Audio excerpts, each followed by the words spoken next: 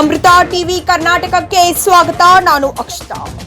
ದಿನಾಂಕ 22 ಜುಲೈ 2024ರಂದು ಬಾಗಲಕೋಟ್ ಜಿಲ್ಲೆಯ ಗುಳೇರ್ಗುಡ್ಡ ತಾಲೂಕಿನ ವ್ಯಾಪ್ತಿಯಲ್ಲಿ ಬರುವ ಮಲಪ್ರಭಾ ನದಿಯಿಂದ ಬಾಧಿತವಾಗಿರುವ ಗ್ರಾಮಗಳಾದ ಚಿಮ್ಮಲ್ಗಿ, ಮಂಗಳಗುಡ್ಡ ಹಾಗೂ ಕಟಾಪುರ್ ಗ್ರಾಮಗಳ ನೆರೆ ಹಾವಳಿ ಪ್ರದೇಶಗಳಿಗೆ ಬಾಗಲಕೋಟ್ ಜಿಲ್ಲಾಧಿಕಾರಿಗಳಾದ ಕೆಎಂ ಜಾನಕಿರವರ ಜಿಲ್ಲೆಯ ಎಲ್ಲ ಅಧಿಕಾರಿಗಳ ಜೊತೆಗೆ ಹೋಗಿ ಬಾಧಿತವಾಗಿರುವ ಗ್ರಾಮಗಳನ್ನ ಪರಿಶೀಲಿಸಿ ಅಲ್ಲಿ ಇರುವ ಜನರಿಗೆ ಬಾಣಂತಿಯವರನ್ನು ಹೇಗೆ ನೋಡಿಕೊಳ್ಳಬೇಕು, ವೃದ್ಧರು, ವಯಸ್ಸಾದವರನ್ನ ಹೇಗೆ ನೋಡಿಕೊಳ್ಳಬೇಕು ಎಂದು ಹೇಳಿದರು ಹಾಗೂ ಮುಂದಿನ ಮುಂಜಾಗ್ರತಾ ಕ್ರಮಗಳ ಬಗ್ಗೆ ಸೂಚನೆ ನೀಡಿದರು.